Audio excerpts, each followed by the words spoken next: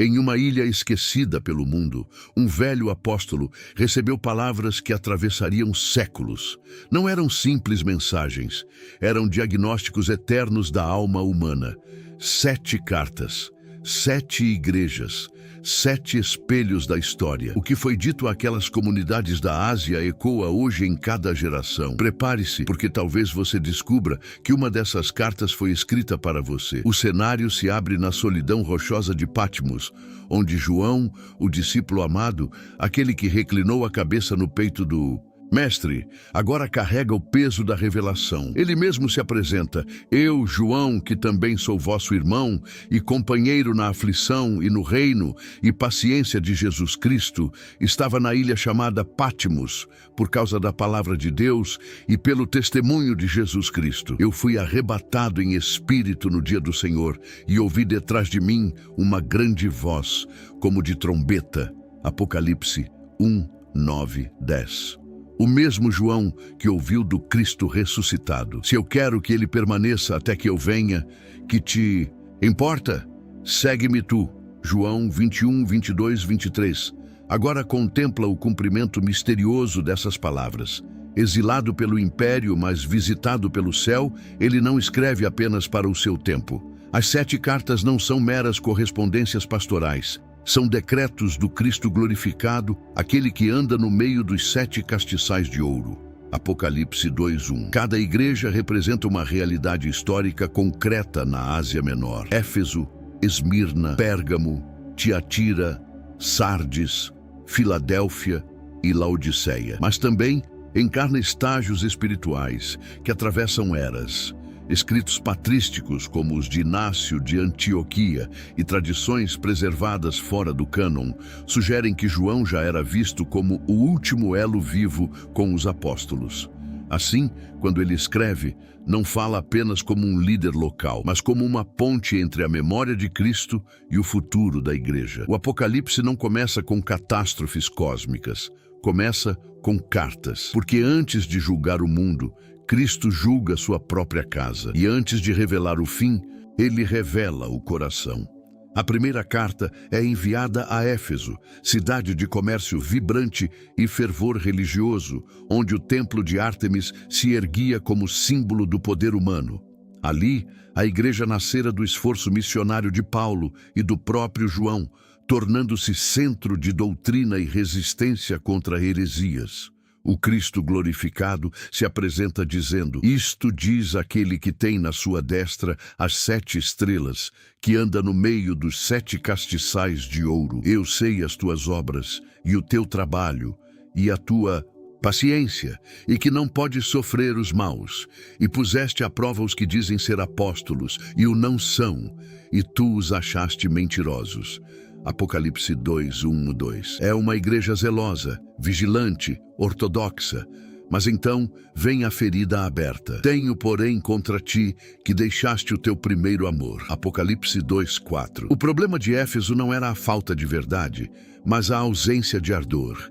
Defendia a doutrina, mas esfriara na paixão. O Cristo ordena: lembra-te, pois, de onde caíste, e arrepende-te, e pratica as primeiras obras. Apocalipse 2:5. Ao longo da história, muitos intérpretes viram em Éfeso a igreja dos primeiros séculos, pura na fé, mas já lutando contra o desgaste do tempo. Escritos antigos como a Didaché mostram comunidades preocupadas em preservar ensinamentos corretos, mas constantemente advertidas sobre o amor fraternal. A advertência é clara: ortodoxia sem amor se torna legalismo, disciplina sem compaixão se torna frieza espiritual. Éfeso nos lembra que a fidelidade doutrinária não substitui o fogo do coração. E Cristo caminha entre os castiçais não apenas para elogiar, mas para reacender a chama. A segunda carta é dirigida a Esmirna, cidade marcada por lealdade feroz ao Império Romano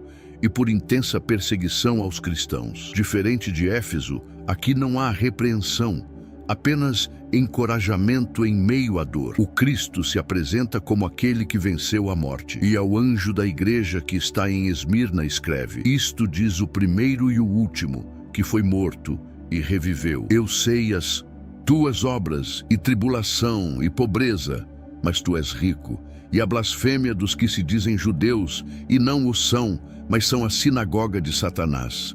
Apocalipse 2:8-9. A riqueza de Esmirna não era material, era fidelidade sob pressão. A advertência é profética. Nada temas das coisas que hás de padecer. Eis que o diabo lançará alguns de vós na prisão, para que sejais tentados, e tereis uma tribulação de 10 dias. Sê fiel até a morte, e dar-te-ei a coroa da vida. Apocalipse 2:10. Séculos depois, Policarpo, de Esmirna, discípulo de João segundo tradições antigas preservadas por Eusébio, enfrentaria o martírio, declarando que não podia negar aquele que o salvara. Muitos veem em Esmirna o retrato da igreja perseguida dos 3 primeiros séculos, que cresceu sob o sangue dos mártires.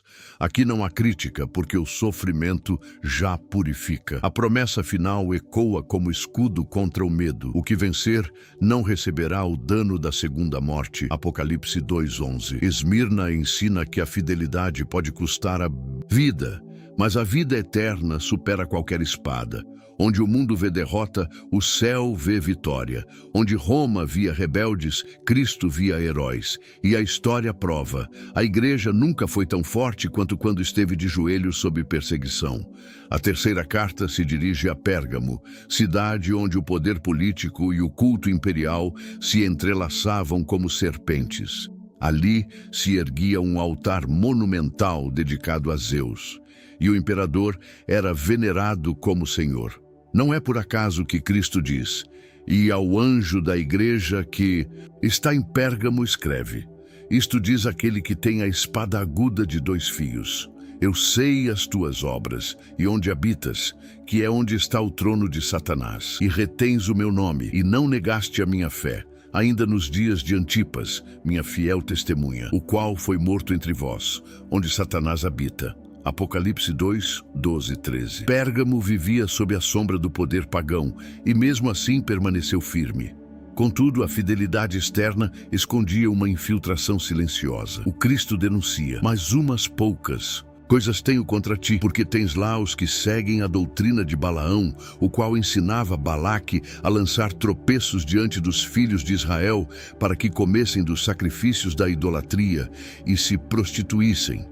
Apocalipse 2:14. A referência remete a Números 22:25, onde a corrupção não veio pela guerra direta, mas pela sedução. Assim também, a igreja de Pérgamo não caiu pela perseguição, mas pela acomodação. Escritos antigos fora do cânon, como alguns fragmentos gnósticos, mostram como ideias sincréticas começaram a circular na Ásia Menor, misturando fé cristã com filosofias pagãs. Cristo adverte: "Arrepende-te, pois, quando não, em breve virei a ti, e contra eles batalharei com a espada da minha boca." Apocalipse 2:16. A espada aqui não é romana, é a palavra. Pérgamo representa a igreja que aprende a sobreviver no sistema, mas corre o risco de se parecer com ele. A lição ecoa pela história. O perigo maior não é o ataque frontal do inimigo, mas a lenta erosão da verdade. Onde há concessão moral, a decadência espiritual.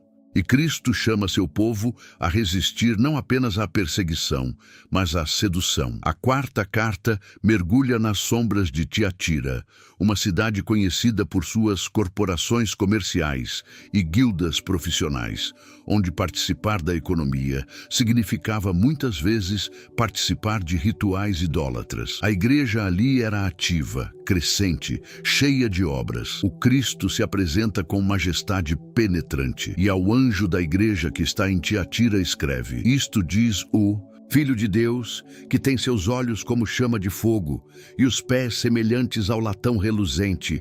Eu conheço as tuas obras, e caridade, e serviço, e fé, e a tua paciência, e que as tuas últimas obras são mais do que as primeiras." Apocalipse 2:18-19. Diferente de Éfeso, aqui o amor não esfriou. Ele cresceu. Mas no meio desse crescimento havia tolerância ao erro. A advertência é direta: "Tenho, porém, contra ti o tolerares que Jezabel, mulher que se diz profetiza, ensine e engane os meus servos, para que se prostituam e comam dos sacrifícios da idolatria." Apocalipse 2:20. O nome Jezabel evoca a rainha fenícia do Antigo Testamento que corrompeu Israel com idolatria e perseguição aos profetas. 1 Reis 16:21. Aqui não se trata necessariamente de uma mulher literal com esse nome, mas de um espírito de sedução espiritual, uma liderança que mistura fé com conveniência. Textos cristãos antigos alertam contra falsos mestres itinerantes que exploravam comunidades vulneráveis. Cristo declara: "E dei-lhe tempo para que se arrependesse da sua prostituição, e não se arrependeu." Apocalipse 2:21. A paciência divina tem limite quando há persistência no erro. A Tiatira da história pode simbolizar períodos em que a igreja cresceu institucionalmente, mas permitiu compromissos perigosos. O perigo não estava na falta de obras, mas na falta de discernimento. Amor sem verdade se torna permissividade, e os olhos, como chama de fogo, veem além das aparências. Nada escapa ao olhar daquele que sonda os rins e os corações. Apocalipse 2:23. A quinta carta ecoa como um sino fúnebre sobre Sardes, cidade que no passado fora poderosa, mas agora vivia da memória de sua antiga glória. Cristo se apresenta com autoridade espiritual plena, e ao anjo da igreja que está em Sardes, escreve: "Isto diz o que tem os 7 Espíritos de Deus e as 7 estrelas. Eu sei as tuas obras, que tens nome de que vives, e estás morto." Apocalipse 3:1. Eis a tragédia. Aparência sem essência, reputação sem vida. Sardes era conhecida por sua fortaleza, considerada inexpugnável, mas 2 vezes na história fora conquistada por descuido e vigilância falha. A advertência divina é carregada de ironia histórica. Sê vigilante e confirma os restantes, que estavam para morrer, porque não achei as tuas obras perfeitas diante de Deus. Apocalipse 3:2. A morte aqui não é física, mas espiritual. Uma fé que se tornou ritual, uma comunidade ativa externamente, mas vazia internamente. Cristo ordena: "Lembra-te, pois, do que tens recebido e ouvido, e guarda-o, e arrepende-te. E se não vigiares, virei sobre ti como um ladrão, e não saberás a que hora sobre ti virei." Apocalipse 3:3. Ao longo da história, Sardes foi associada a períodos de formalismo religioso, quando a estrutura permaneceu, mas o fogo desapareceu. Escritos não canônicos e sermões patrísticos frequentemente alertavam contra a fé nominal. Cristãos de nome, mas não de transformação. No entanto, mesmo em Sardes há esperança, mas também tens em Sardes algumas pessoas que não contaminaram as suas vestes e comigo andarão de branco, porquanto são dignas. Apocalipse 3:4. Nunca é total a decadência. Sempre há um remanescente. Sardes nos ensina que o maior perigo não é a perseguição nem a heresia aberta, mas a morte silenciosa da alma. A vigilância não é paranoia espiritual, é sobrevivência. E o Cristo que tem os 7 Espíritos ainda sopra vida onde há arrependimento. A sexta carta resplandece como um amanhecer sobre Filadélfia, a menor das 7 cidades, mas espiritualmente uma das maiores. Situada em região sísmica, acostumada a tremores constantes, seus habitantes viviam em instabilidade. E talvez por isso compreendessem melhor a promessa de firmeza eterna. Cristo se apresenta com autoridade messiânica. E ao anjo da igreja que está em Filadélfia, escreve: "Isto diz o que é santo, o que é verdadeiro, o que tem a chave de Davi, o que abre e ninguém fecha, e fecha e ninguém abre." Apocalipse 3:7. A referência à chave de Davi remete a Isaías 22:22, símbolo de governo soberano. Diferente de Sardes, aqui não há repreensão. O Senhor declara: "Eu sei as tuas obras. Eis que diante de ti pus uma porta aberta, e ninguém a pode fechar. Tendo pouca força, guardaste a minha palavra e não negaste o meu nome." Apocalipse 3:8.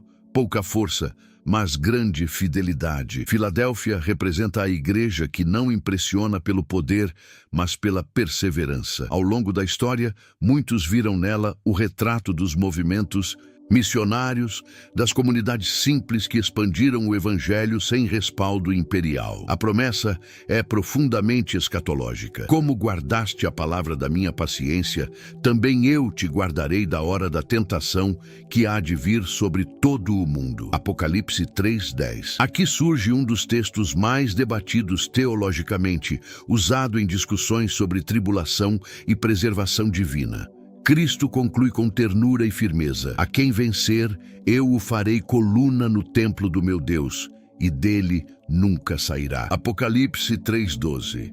Para uma cidade acostumada a fugir de terremotos, a promessa de estabilidade eterna era revolucionária. Filadélfia nos ensina que o tamanho não determina a relevância no reino. Uma igreja pequena pode carregar uma porta aberta para o mundo. Onde há fidelidade, há autoridade concedida pelo próprio Cristo, e a chave de Davi ainda abre caminhos onde os homens veem apenas muros. A sétima e última carta é dirigida a Laodiceia, cidade rica, próspera, centro bancário e médico da região, famosa por seu colírio e por sua indústria têxtil. Diferente de Esmirna, que era pobre materialmente, mas rica espiritualmente, Laodiceia era rica externamente e miserável por dentro. Cristo se apresenta com solenidade absoluta, e ao anjo da igreja que está em Laodiceia escreve: isto diz o Amém, a testemunha fiel e verdadeira, o princípio da criação de Deus. Apocalipse 3:14. Ele não fala como conselheiro, mas como verdade encarnada. E então vem uma das declarações mais impactantes das Escrituras: eu sei as tuas obras, que nem és frio nem quente. Oxalá foras frio ou quente. Assim, porque és morno, e não és frio nem quente, vomitar-te-ei da minha boca. Apocalipse 3:15-16. A água da cidade vinha por aquedutos e chegava morna, nem refrescante como a de Colossos, nem terapêutica como a de Hierápolis. A metáfora é histórica e espiritual. Laodiceia simboliza a indiferença religiosa, a autossuficiência espiritual. O Senhor expõe a ilusão. Como dizes, rico sou e estou enriquecido e de nada tenho falta. E não sabes que és um desgraçado e miserável e pobre e cego e nu. Apocalipse 3:17. A cidade que produzia colírio era espiritualmente cega. A que vendia vestes finas estava nua diante de Deus. Escritos cristãos antigos frequentemente advertiam contra a tentação da acomodação após a paz constantiniana, quando a igreja deixou as catacumbas e entrou nos palácios. A riqueza pode anestesiar a alma. Mas mesmo aqui, a graça brilha. Eis que estou à porta e bato. Se alguém ouvir a minha voz e abrir a porta, entrarei em sua casa, e com ele cearei, e ele comigo. Apocalipse 3:20. Não é uma ameaça final, é um convite íntimo. Laodiceia nos lembra que o maior perigo não é odiar a Deus, mas esquecê-lo. E o Cristo glorificado ainda bate à porta da igreja que pensa que não precisa dele. Ao terminar as 7 cartas, uma frase ecoa como refrão divino repetida a cada igreja: quem tem ouvidos, ouça o que o Espírito diz às igrejas. Apocalipse 2:7. Não é apenas um convite, é uma convocação espiritual. O plural igrejas revela que cada mensagem, embora destinada a uma comunidade específica, ultrapassa fronteiras geográficas e temporais. O que foi dito a Éfeso fala também a Laodiceia. O que foi dito a Esmirna ecoa em Sardes. Ao longo dos séculos, intérpretes cristãos desenvolveram 3 grandes leituras dessas cartas: a histórica, vendo-as como mensagens reais do primeiro século; a profética, entendendo-as como representações de períodos sucessivos da história da igreja; e a espiritual, considerando-as estados permanentes do coração humano. Alguns escritos patrísticos, como os comentários atribuídos a Vitorino de Petal no século III, já enxergavam dimensões simbólicas nessas comunidades. Outros, em tradições não canônicas e místicas, viam nelas degraus da maturidade espiritual da alma. Mas, independentemente da escola interpretativa, uma verdade permanece: Cristo conhece profundamente sua igreja. Ele diz repetidamente: eu sei as tuas obras. Apocalipse 2:3. Esse conhecimento não é distante, é íntimo. Ele conhece a dor de Esmirna, a ortodoxia de Éfeso, o perigo de Pérgamo, a tolerância de Tiatira, a morte de Sardes, a perseverança de Filadélfia e a mornidão de Laodiceia. As cartas revelam um Cristo que não observa de longe, mas caminha no meio dos 7 castiçais de ouro. Apocalipse 2:1. Antes dos selos serem abertos, antes das trombetas soarem, antes das taças serem derramadas, o Senhor fala ao coração de sua imprópria casa, porque o julgamento começa pelo altar. E a história da igreja não é apenas sucessão de eventos, é um diálogo constante entre o céu e a consciência humana. Se olharmos para a história através dessas 7 cartas, perceberemos que elas funcionam como um mapa espiritual das eras. Muitos intérpretes, especialmente a partir da Reforma, viram nelas uma linha profética. Éfeso representando a igreja apostólica zelosa. Esmirna, o período das perseguições romanas. Pérgamo, a era da união entre igreja e império. Tiatira, a longa Idade Média com seus conflitos doutrinários. Sardes, a reforma que recuperou o nome de vida, mas ainda lutava contra formalismos. Filadélfia, os grandes despertamentos missionários, e Laodiceia, a era moderna marcada por prosperidade e indiferença espiritual. Embora essa leitura não seja unânime, ela revela como as cartas dialogam com o fluxo da história. O próprio apóstolo Pedro escreveu: "Porque já é tempo que comece o julgamento pela casa de Deus. E, se primeiro começa por nós, qual será o fim daqueles que são desobedientes ao Evangelho de Deus?" 1 Pedro 4:17. As cartas são esse julgamento amoroso, não condenação final, mas diagnóstico divino. Escritos não canônicos e homilias antigas mostram que líderes cristãos sempre usaram essas cartas como espelho para examinar suas comunidades. Elas atravessaram concílios, reformas, cismas e avivamentos. Em cada século, alguém leu: "Tenho, porém, contra ti", e sentiu o peso da correção. Em cada geração, alguém leu "Ao que vencer" e encontrou esperança. O Apocalipse não é apenas revelação do fim do mundo, é revelação do estado da igreja ao longo do tempo. E talvez a pergunta não seja em qual período estamos, mas qual espírito domina nosso tempo. Porque a história muda, mas o coração humano continua lutando entre fidelidade e acomodação. E o Cristo que falou a João continua falando hoje. Cada carta termina com uma promessa ao vencedor. E essas promessas não são simbólicas no sentido vazio. São ecos do Éden restaurado. A Éfeso foi dito: "Ao que vencer, dar-lhe-ei a comer da árvore da vida que está no meio do paraíso de Deus." Apocalipse 2:7. A Esmirna: "O que vencer não receberá o dano da segunda morte." Apocalipse 2:11. A Pérgamo: "Ao que vencer, darei a comer do maná escondido, e dar-lhe-ei uma pedra branca, e na pedra um novo nome escrito, o qual ninguém conhece senão aquele que o recebe." Apocalipse 2:17. A Tiatira: "E ao que vencer, e guardar até o fim as minhas obras, eu lhe darei poder sobre as nações." Apocalipse 2:26. A Sardes: "O que vencer será vestido de vestes brancas, e de maneira nenhuma riscarei o seu nome do livro da vida." Apocalipse 3:5. A Filadélfia: "A quem vencer, eu o farei coluna no templo do meu Deus." Apocalipse 3:12. E a Laodiceia: "Ao que vencer, lhe concederei que se assente comigo no meu trono, assim como eu venci e me assentei com meu Pai no seu trono." Apocalipse 3:21. Observe a progressão da árvore da vida ao trono e o próprio Cristo. A vitória não é política, não é militar, é espiritual. O termo vencer ecoa as palavras de Jesus no Evangelho: "No mundo tereis aflições, mas tende bom ânimo. Eu venci o mundo." João 16:33. O vencedor é aquele que participa da vitória do Cordeiro. Escritos místicos cristãos dos primeiros séculos interpretavam essas promessas como estágios da união com Deus. A narrativa das cartas revela que a história da igreja é uma jornada de superação, não pela força humana, mas pela Perseverança na fé. Vencer não significa nunca cair, mas levantar-se sob arrependimento. E no final, cada promessa aponta para a restauração plena, como se o Apocalipse fechasse o ciclo iniciado em Gênesis. O que foi perdido no jardim é prometido novamente aos que permanecem fiéis. Mas há um elemento ainda mais profundo nessas cartas: a revelação progressiva do próprio Cristo.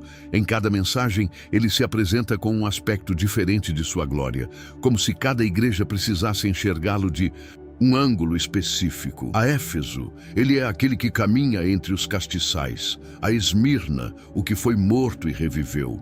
A Pérgamo, o que tem a espada aguda de 2 fios. A Tiatira, o Filho de Deus com olhos como chama de fogo. A Sardes, aquele que tem os 7 Espíritos de Deus. A Filadélfia, o que tem a chave de Davi.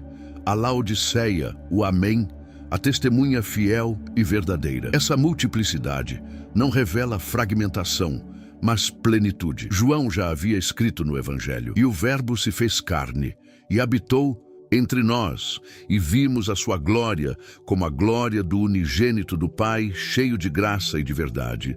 João 1,14. Agora, em Pátimos, ele vê essa glória em intensidade apocalíptica. O Cristo das cartas não é apenas o Cordeiro manso, é o Juiz Santo, o Rei soberano, o Senhor da história. Escritos apócrifos atribuídos a tradições joaninas, como certos fragmentos gnósticos tardios, tentaram reinterpretar essa figura de maneira esotérica, mas o Apocalipse mantém o equilíbrio entre mistério e autoridade. Ele é transcendente e íntimo, corrige, mas também convida, repreende, mas também promete ceia. A revelação das cartas mostra que o problema central nunca é apenas a igreja, é a visão que ela tem de Cristo. Quando a visão diminui, o amor esfria. Quando a visão se obscurece, a fé morre. Quando a visão se distorce, a verdade se mistura. Mas quando Cristo é visto em sua glória, a igreja encontra sua identidade. As cartas, portanto, não revelam apenas falhas humanas, revelam quem governa a história. E aquele que fala às igrejas é o mesmo que no final do livro declara: "Eu sou o Alfa e o Ômega, o princípio e o fim, o primeiro e o derradeiro."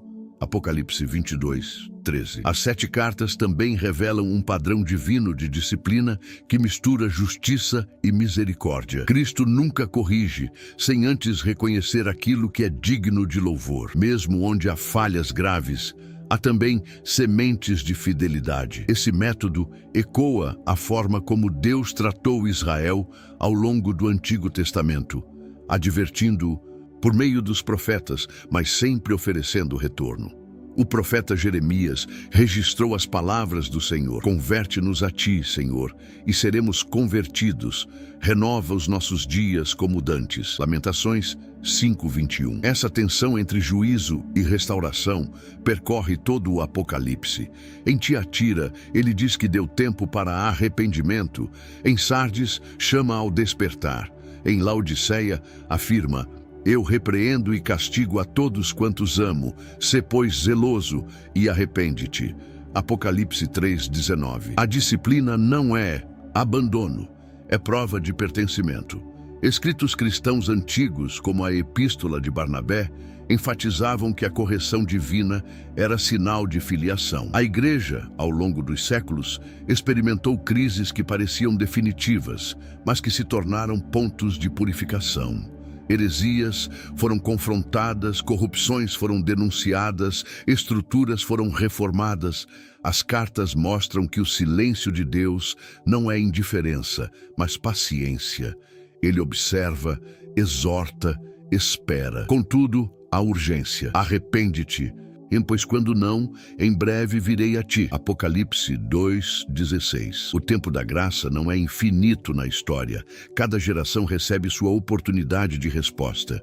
E a grande pergunta não é apenas o que aconteceu com aquelas 7 igrejas, mas o que acontece conosco quando ouvimos a advertência divina. Porque a voz que ecoou em Pátimos ainda ressoa na consciência da humanidade.